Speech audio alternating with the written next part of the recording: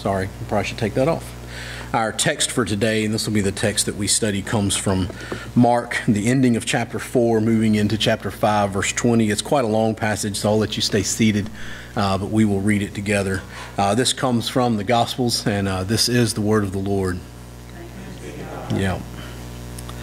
Beginning in Mark 4, verse 35. That day when evening came, he, Jesus, said to his disciples, "Let us go over to the other side." Leaving the crowd behind, they took him along just as he was in the boat. There were other boats with him, and a furious squall came up, and the waves broke over the boat so that it was nearly swamped. Jesus was in the stern, sleeping on a cushion, and the disciples woke him and said to him, "Teacher, don't you care if we drown?" He got up, rebuked the wind, and said to the waves, "Quiet, be still." And then the wind died down, and it was completely calm. He said to his disciples, "Why are you so afraid? Do you still have no faith?" And they were terrified and asked each other, "Who is this? Even the wind and the waves obey him." They went across the lake to the region of the Gerasenes. And when Jesus got out of the boat, a man with an impure spirit came from the tombs to meet him.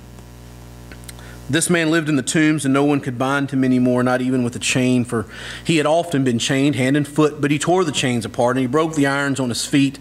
No one was strong enough to subdue him. Night and day among the tombs and in the hills he would cry out and cut himself with stones. When he saw Jesus from a distance, he ran and fell on his knees in front of him. He shouted at the top of his voice, What do you want with me, Jesus, Son of the Most High God? In God's name, don't torture me." For Jesus had said to him, "Come out of this man, you impure spirit." Then Jesus asked him, "What is your name?" "My name is Legion," he replied, "for we are many." And he begged Jesus again and again not to send them out of the area. A large herd of pigs was feeding on the nearby hillside. The demons begged Jesus, "Send us among the pigs and allow us to go into them." He gave them permission, and the impure spirits came out and went into the pigs. The herd, about 2,000 in number, rushed down the steep bank into the lake and were drowned. Those tending the pigs ran off and reported this in the town and countryside, and the people went out to see what had happened. When they came to Jesus, they saw the man who had been possessed by the legion of demons sitting there, dressed and in his right mind, and they were afraid. Those who had seen it told the people what had happened to the demon-possessed man and told about the pigs as well. Then the people began to plead with Jesus to leave their region.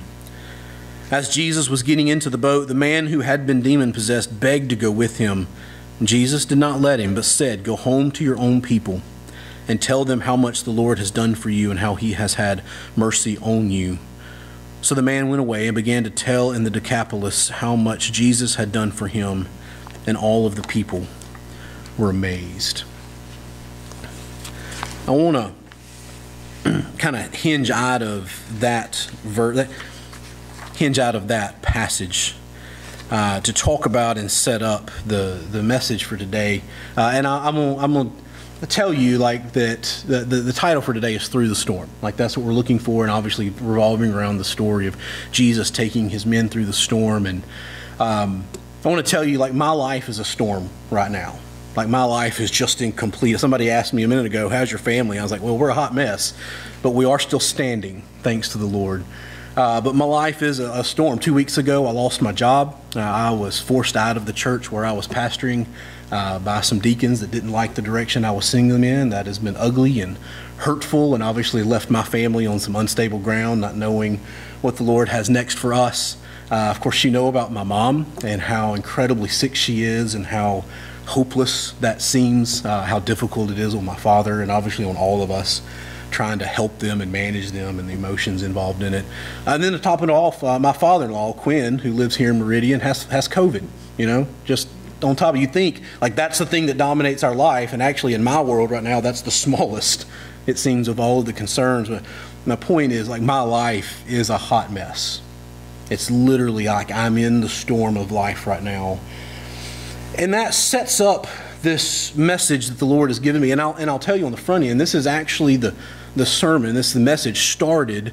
I was preparing it to preach at the church I was pastoring the week I was forced out. This was the sermon the Lord had given me for us that week to think about the storm our church was in. I was all right. And actually what happened was I lost the job. I started cleaning out my office. I found these notes on my desk. I threw them away. The next week I go back and we're cleaning out the office, and Dad's asked me, can you come and help here? And I was like, yeah, sure. And I thought about this message, and the Lord said, that's the one, like, do it. And God helped me, the cleaning crew had not thrown the trash away in my office. And I dug through it and pulled out, the start of the work that I had obviously done, and pieced that together with this song I want to sing for you. The song is entitled Into the Sea. And it's something my wife put into my mind several months ago, and it's kind of become a mantra for us. I've been singing it around the house, and it speaks to me. It speaks to me about life for the faithful in the midst of a storm, and I hope it will speak to you, and I think it will set up for you, especially in the context of the storm of my life, what the Lord has to tell us from this gospel reading in Mark. So let me get my guitar. I want to share this song with you.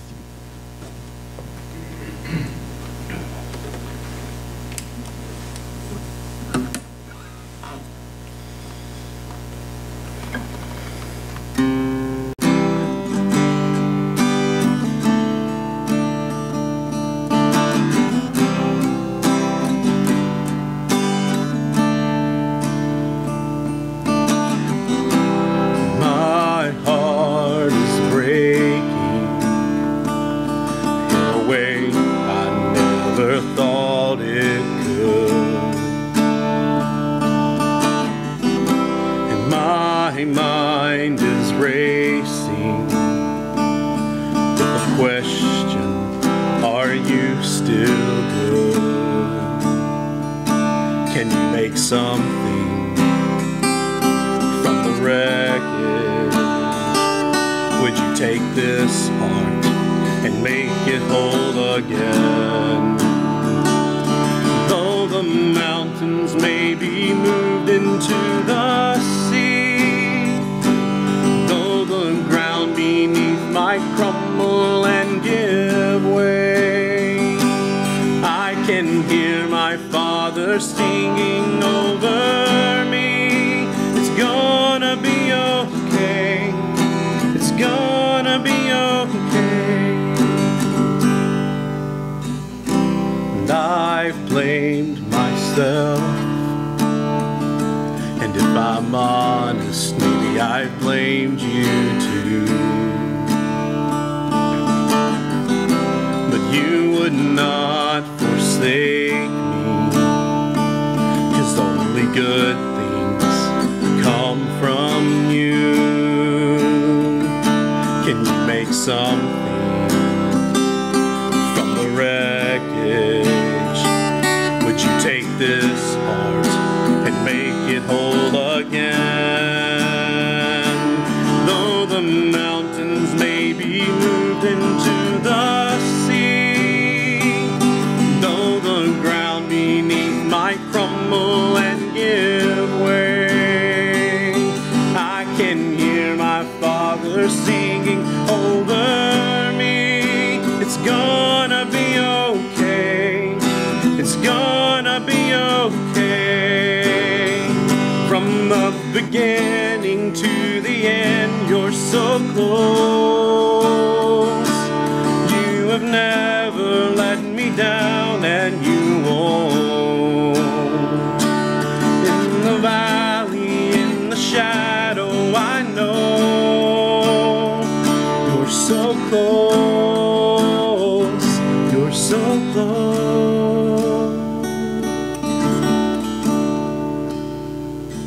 And though the mountain may be moved into the sea, though the ground beneath might crumble and give way, I can hear my Father singing over me. It's gonna be okay. It's gonna be okay.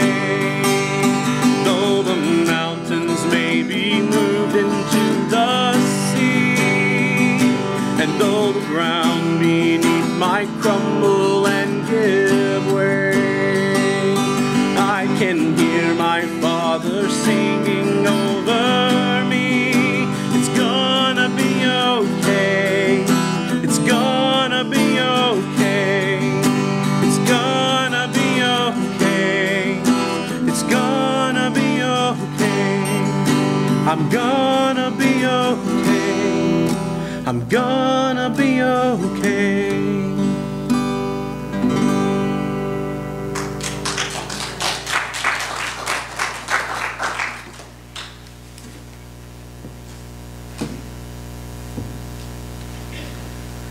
That song speaks to me. My wife and I walk around the house singing it or humming it or something all the time. And I think it comes directly, obviously, from someone who has been in a storm, who has struggled, who has wrestled with the reality of the story that lays in front of us in the end of Mark chapter 4, the beginning of Mark chapter 5. And I'll tell you, you'll go ahead and lay it out front. Like this story exists in all three synoptics. It's in the same order, almost word for word, in Matthew, Mark, and Luke. I just chose the version that Mark gave. I don't really know why. Just that's the one the Lord popped out to me. But I want to walk through the story with you. And there's interesting things here. There's cool details in the story that I hope we can talk through. And what I really hope is that it spurs your imagination for conversations at lunch and thoughts as the week goes by. But what I want to do is help you see the big picture of what God is doing, what Jesus obviously is doing in this story. And it starts obviously in Mark 4, verse 35, where Jesus puts his disciples in a storm. All right? And I want you to see that. See how intentional this is. Look, beginning in verse 35, that day when evening came, Jesus said to his disciples, "Let us go over to the other side." He wants to leave, right? Like he's ready to get in the boat, go to the other side. So leaving the crowd behind, they took him along just as he was in the boat. There were also other boats with him, and a furious squall came up, and the waves broke over the boat so that it was nearly swamped. So let's start with this story, like everything in Jesus' life, right? He's in charge. He's in control here. Going into the water, getting into this boat, walking, or I guess swimming, rowing to the other side of the lake was his idea. Like he wants to do this. And of course, there's two questions that jump out with that. One, I just want to drop out here and linger for you. Why does Jesus want to cross to the other side? Well, we're going to see that. We're going to see how that played out. That's the big picture of this story. The other question is, do you think Jesus knew this storm was coming? Yeah. Jesus knew, right? He knows. He knows there's a storm there. He knows that there's something on the other side he's trying to get his men to. So Jesus chooses to get in the lake, go across for whatever's on the other side waiting for him. He chooses to take his men with him and the other boats. That's what's neat about Mark's version. He says there are other boats with him. He does it on purpose. He intentionally sends his men into a storm. Why? Well, we're going to see that play out. But let's let the story play out first, right? So Jesus sends his disciples into the storm. He does it on purpose. He knows it. He does it knowingly. He knows what's going on. And then they get out in the storm and he sleeps through it, right? So you pick up in verse 38. Jesus was in the stern, sleeping on a cushion, and the disciples woke him and said to him, "Teacher, don't you care if we drown?" He got up, rebuked the winds, and said to the waves, "Quiet, be still." And the winds died down, and it was completely calm. And he said to his disciples, "Why are you so afraid? Do you still have no faith?" And they were terrified, and they asked each other, "Who is this? Even the wind and the waves obey him." The image of this is powerful. In verse 38 about Jesus asleep in the stern, Rembrandt paints a picture. I just forgot the title of it, but you can just search Rembrandt Jesus Storm. It's a beautiful depiction of this boat, like walking in a terrible, dark, stormy sea. And Jesus laid in the back. He's all laid out, and the guys are like laying around him. And what's funny about that picture, it's actually been stolen.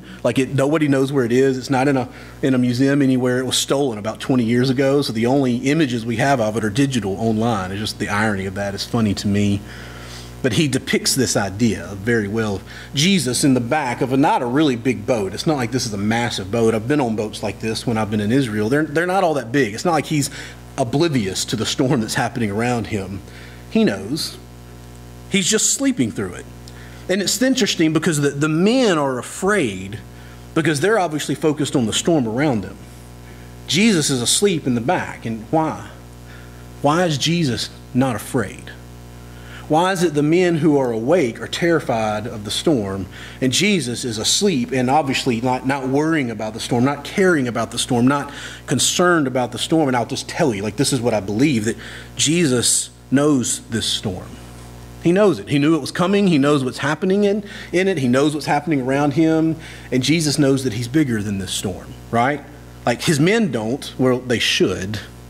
But they're looking at the storm around them, are becoming overwhelmed by that. They're terrified. They're in the midst of this squall. And they're like, I'm fixing to die. And they forget that the power of all powers is asleep in the back of the car. But Jesus knows that. He knows the storm around him, and he knows that he's bigger than that, and he just naps through it. And it's one of these beautiful moments, like you almost hear the sarcasm, the attitude coming out of Jesus in this is fascinating. He just naps. And in napping, he puts the storm in its place, right? It's like a big bully that comes up and wants to yell at you and spit in your face and throw things at you, and you just laugh at them, right? You've put them in their place. You're making a fit. You're doing all this stuff, and I find you funny. Like, that's embarrassing for you. I'm so sorry. That's the attitude Jesus gives to the storm by sleeping. You don't frighten me. I'm not afraid. I am unconcerned about all the thrashing and the waves and the wind happening around me. So his nap puts the storm in its place. And here's what's beautiful about this story, and the fascinating part that exists in all the synoptics is really the storm, I think, is just a placeholder. Mary Frances and I were talking on the way here about like romantic comedies. Her and her mom had a girls' night last night, and they watched My Best Friend's Wedding. Y'all remember that? Like early 2000s, basically had all these movies came out that were romantic comedies that were essentially the same story. Like somebody falls in love, it's beautiful, it's awesome, and then one of them does something incredibly dumb that ruins it, right? And then somehow they fix it at the end. And we were talking about that on the way here. Like all of the stories, they're the same storyline. Like that's the basic storyline. You just plug in different characters, different things, different settings.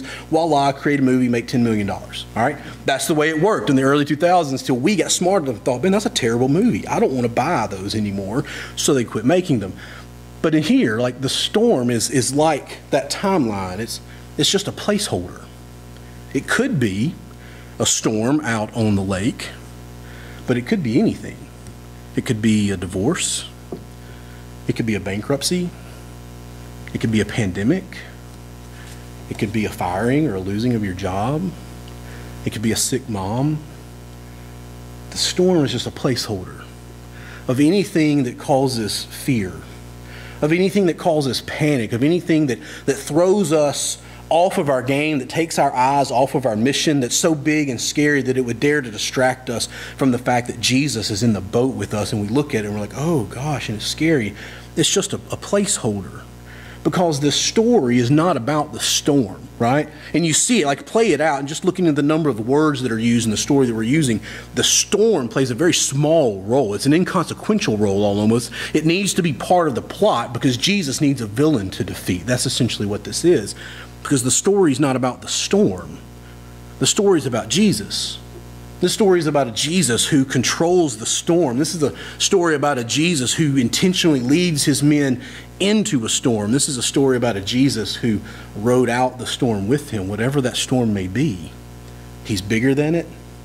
He puts his people through it, and he rides it out with them. Which means for those of us in that boat, whatever the storm is in your life, there's really no need to be afraid, right? If Jesus is in the boat with you, there's no reason to fear. And his men had forgotten that. You know, Mark does a really good job of helping us think like they're terrified. And it's actually funny because they're scared to death and they come to him. And they're like, hey, don't you care that we drown? And I see Jesus like rubbing the sleep out of his eyes. Like, seriously, what are y'all talking about? Let me handle this for you. Hey, wave, stop. You know? And he just kind of sarcastically even just like, yeah, all right, this is okay. And then the men are still terrified because in verse 41, they were terrified, but now they're scared of something else, right? They're not scared of the storm around them. They're scared of the storm that's in the boat with them. And they asked each other, who is this? Even the winds and the waves obey him. It's the greatest question in all of Scripture. Who is this man who looks at the waves and says, shh, and they stop? Who is this man that rides through storms of life with us and looks at the storms around us and says, no, stop. Just leave me alone. Looks at us and saying, hey, this is going to hurt, but you're going to be okay. You're going to work right through it. I have something waiting for you on the other side. The story's not about the storm. It's about the man in the middle. And that's what we see here with like Jesus and like in this storm with his men, and we have to ask the question. And I guess we're going back to the question I asked already is, why would Jesus send his men into the storm? We believe, like in his knowledge and understanding, he knew it was there. And he chooses to send himself and his men through it why? And it's like the old question of the joke. My 7-year-old has really gotten into dad jokes for some reason. She wants me to tell her dad jokes. And I'll be honest, I'm not that funny of a person. Like, I'm just not. And I don't remember things very well. So it's not like I have a repertoire of dad jokes. But we go back to basics, like, why did the chicken cross the road? That's kind of what this story is. Why does Jesus go into the storm? To get to the other side. There's obviously something good on the other side, and he wants to get there, so he's willing to put his men through the storm in order to get it. So let's look at that, and that's kind of our third step, is that Jesus works on the other side of the storm. And that's what happens in chapter 5 in verses 1 through 20. All right, so what happens, they get to the other side, obviously the sky is cleared, it's the next morning, things are beautiful, and Jesus gets out of the boat, and he sees this man. He's possessed. This man has been living in the tombs. He's living literally in the graveyards. He's an outcast. He's uncontrollable. It talks about how they keep trying to chain him up and he can break the chain. So he's scary. He's powerful. He's obviously in anguish. He spends his nights out in the graveyard screaming and hollering, and people can't do anything about it, and it's just happening. And Jesus meets this guy as he steps off the boat. And it makes the question, like have you ever watched one of those like demon-possessed movies, those scary rated movies that, you feel sorry for the person? Of course you haven't. You don't watch that. I don't either. Let me ask one that's more appropriate. Have you ever watched a family member or friend slip into dementia? Yeah, we have. Have you ever had a friend struggle or even succumb to bipolar disorder, where it looks like they've lost themselves in themselves somehow? Now, those are things we can relate to, right? And I want you to make an emotional connection to this story from those two things about like feeling sorry for them, hurting for them, knowing that it's painful, knowing that you are helpless really to do much for them, knowing that they are helpless to do anything about it. It's a terrible situation. It is the worst of situations to watch someone get lost in themselves. That's this man, all right? Like, so see that. That's who this guy is. That's the most common equivalent I think we can place to what was happening in this guy, plus like supernatural abilities and living out in the graveyards, right? So Jesus sees this guy, and I think, especially being as holy and as gracious as he is going to have the same emotional reaction that we have. Like, he looks at him and he hurts for him. I want to help him. Except unlike us who are helpless, Jesus isn't helpless. He has the ability to speak into that situation to help him. And so we want to feel those emotions the way that Jesus does. And Jesus starts speaking to the man. And here's what's great is, notice that the man knows him. In verse 6, all right? So this is the demon-possessed man, the scary guy. When he saw Jesus from a distance, he ran and he fell on his knees in front of him, and he shouted at the top of his voice, "What do you want with me, Jesus, Son of the Most High God? In God's name, please don't torture me." This man, on the other side of the lake, where Jesus has not been, knows who he is. Or at least the demons inside of him do. They recognize greatness. They recognize power. And I have to think somewhere in the depth of whatever the anguish was, this man recognizes hope. The man that's left recognizes hope. Here's a chance. I can't fix this. No one else has been able to control this, but this guy, Son of the Most High God. So there's like this double entendre thing happening here, where the legions are like, "Who are you? Leave us alone. Please don't hurt me." And the man inside is screaming, "I know who you are. Help me." So this man knows who Jesus is, and the story unfolds where, Jesus decides to heal him. And he talks to the legions, and they basically ask him, "Hey, send us into somewhere else." So Jesus gives in on that and sends them into the herd of pigs in verse 11. Those herd of pigs then run down into the lake in verse 13. And that's kind of how the story plays out. And I want you to step back and see that, like see the interesting things happening around that is, one, the sea, this lake that tried to kill Jesus and his men, now is the avenue that kills Jesus' adversaries. The legion go into the lake and die. The lake couldn't kill Jesus, but it can kill the demons.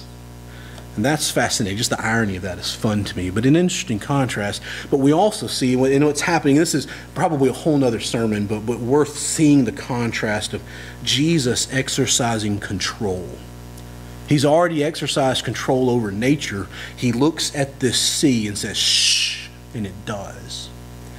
Now he gets out of the sea and he looks at a demon and he says, "Go away." And they do.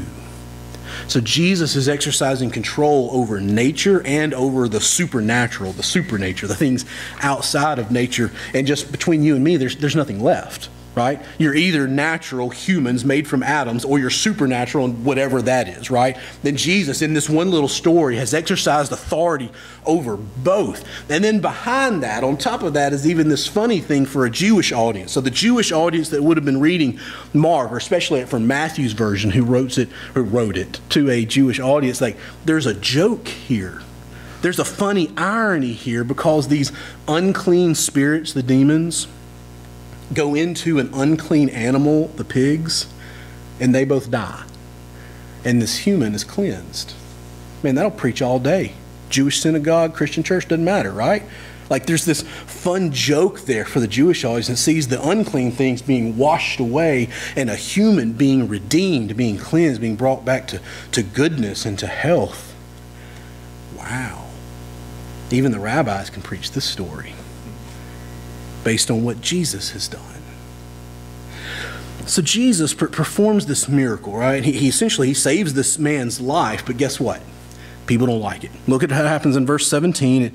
It says, verse 16, those who had seen it, they told the people what had happened to the demon-possessed man, and they told about the pigs as well. And then the people began to plead with Jesus to leave their region, right? So they don't like what's happening. It says that they're afraid. They're obviously afraid of what's happening. You know that the pig owners are kind of mad. They've just lost a pretty big chunk of change. The people don't like what Jesus has done. And there's a spiritual truth here that when Jesus works, there are some who don't like it.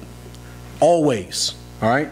There's always somebody who doesn't like when Jesus comes to town and changes things, because some people lose personal gains. They, like these guys, they lost their pigs, right? They lost something, personal gain. Some are fearful of change. Some people just don't like things to change. You think about this guy who's been living out in the graveyard for however long, for years probably. He's now cleansed. He's now redeemed.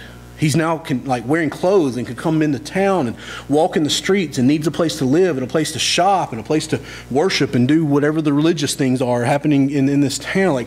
And you know the people in the town have been ugly to him, right? Like, some of them have made fun of him. Some of them have probably tried to kill him. Some of them are for sure the ones that kept chaining him up. And whether it was needed to happen or not, that's just terrible, to chain up another human.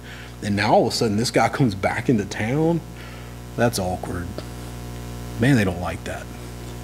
People don't like it when other people get changed and redeemed, because then it throws our own sin back in our face. So there's this loss financial, there's this loss social, and some people also are just fearful of spiritual matters. Like, the ideas of sin and redemption terrify people. To think that someone who is unwholesome can then all of a sudden become wholesome is just anathema. Like, no, we like to keep people in their place. This group of people need to stay here.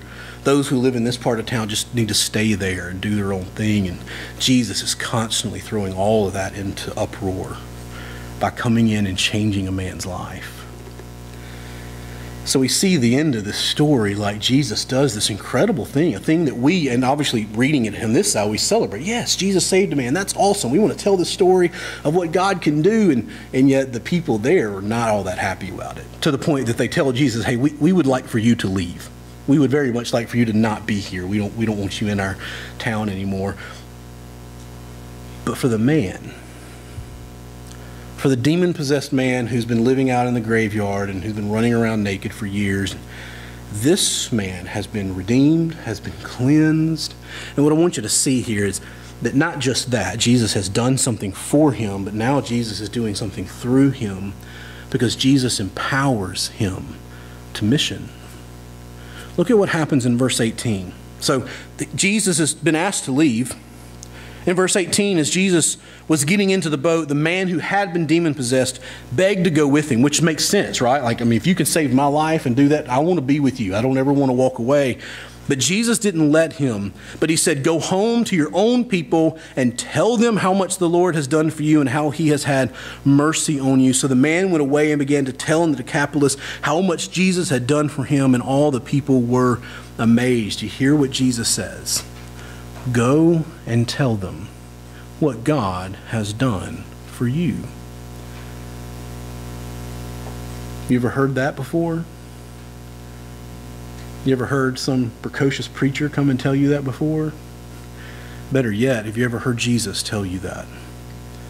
I have saved you. I have redeemed you. I have taken you from unwholesome to wholesome. I have taken you from deserving of hell and to gifting you to heaven. I have given you life and hope and meaning. Now go and tell your people what God has done for you. This is the message of salvation. This is the Great Commission given at an individual level, right? Jesus has changed your life.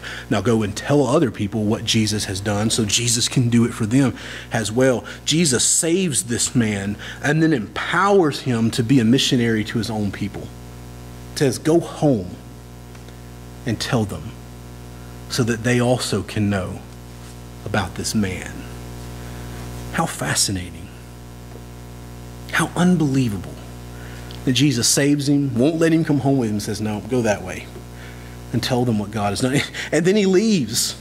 Like, that's the great interesting part about this story. Like, all this happens. You look at verse 21. Jesus is gone. When Jesus had again crossed over by the boat to the other side of the lake, now there's a whole other story, right? There's a whole other sick person, another story that needs to happen. But Jesus just left. So like he left this one man on the other side of the lake to tell the people about what God was doing, and then he went home. Why would Jesus do that? Why would he leave?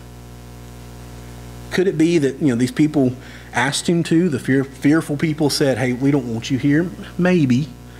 It would make sense with something that Jesus tells his followers. Like, for instance, in Matthew 10, Jesus sends his disciples out on their personal mission. If you don't remember that, like during the middle of his discipling of them, he basically gives them a trial run. Go and do some mission work. Go tell people. But he says to them in verse 14, if anyone will not welcome you or listen to your words, then leave that home or town and shake the dust off of your feet. So I can see some similarity to this. Jesus goes across the lake. He does this incredible thing, and they're like, whoa, we don't want your salvation here. And he's like, fine, I'm gone. But he leaves a man there. And I think that's why Jesus left.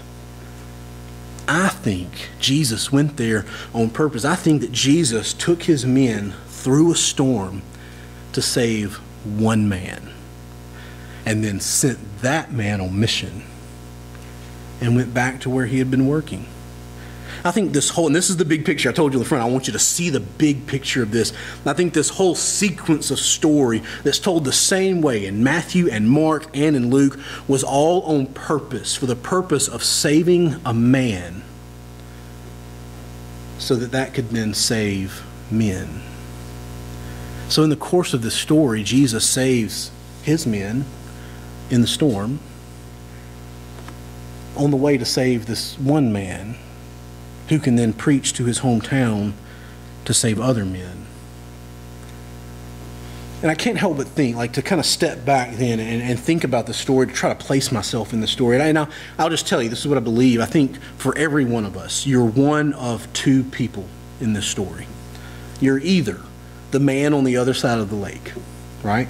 You're either that guy who is needing Jesus, who is thankful that Jesus has come to you, who now has a story to tell because God is coming to you and he wants to do something radical in your life and change you and redeem you and then sends you out to tell everybody else.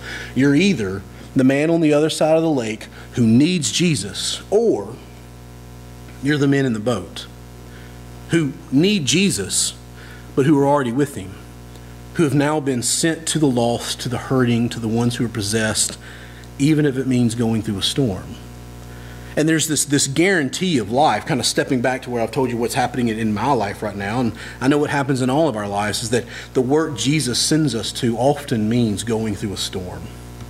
It means going through things that are unhelpful, things that are difficult, things that are hurtful, dealing with people that are like, yeah, I don't really want anything to do with your Jesus. Well, I'm still here anyway, because Jesus sends his people through a storm. Because there's something on the other side that he wants to do.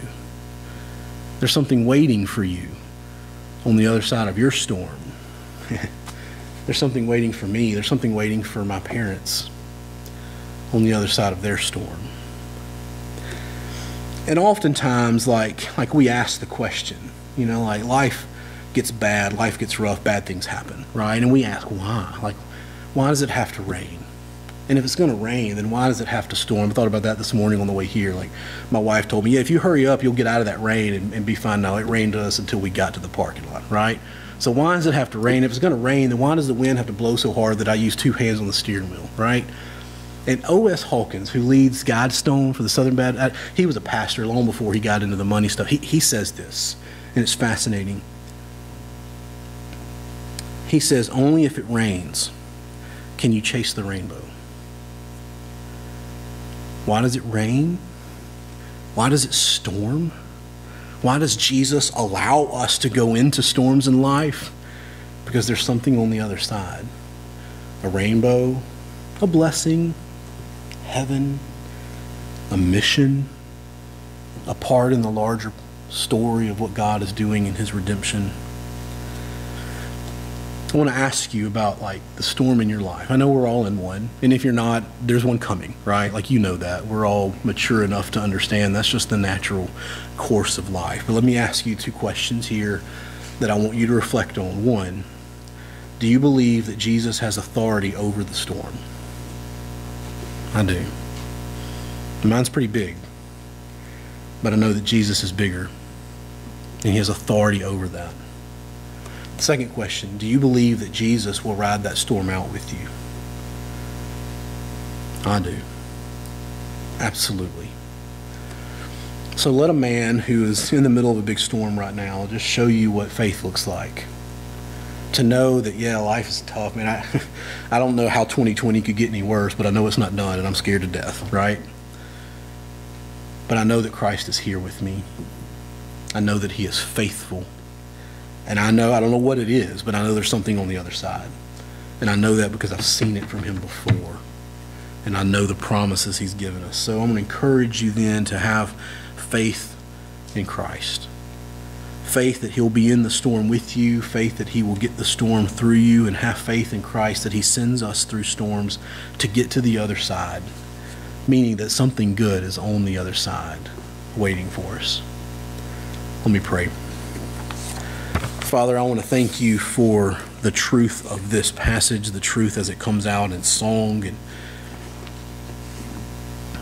the truth that in the middle of the storm that I'm in, that you're there. I know you're there. I feel you most of the time, but I know you are because your word tells me you are. And I know that there's something good on the other side because your word tells me that there will be. And I put my entire life in faith into that. And I'm so thankful for it. I'm thankful to know that we all go through storms in life and that I don't have to do that by myself. I don't have to do that with no sense of hope of something on the other end. And I know that the majority of people here in Meridian are going to be like the majority of people in Rankin County. They don't have that. They go through the normal storms of life. They lose jobs. Their family members get sick. They're going through the chaos of this year with absolutely no hope because they don't know you. They don't know that you're in the boat. They have no anticipation of something better on the other side. And God, that spurs me. That empowers me. That encourages me to get up the next day and to keep doing what you have called me to do, for us to keep doing what you've called us to do. God, would you give us strength and power and faith to ride out the storm of life, to ride out the storm of this pandemic, to trust you, and God, and see what you will do and see what you will have waiting for us on the other side. And I ask these things in the name of Jesus our Lord. Amen. We're going to close with a benediction. I guess I probably should read this passage, huh? Oh, no, that is the passage. Would y'all stand with me and let's close this way?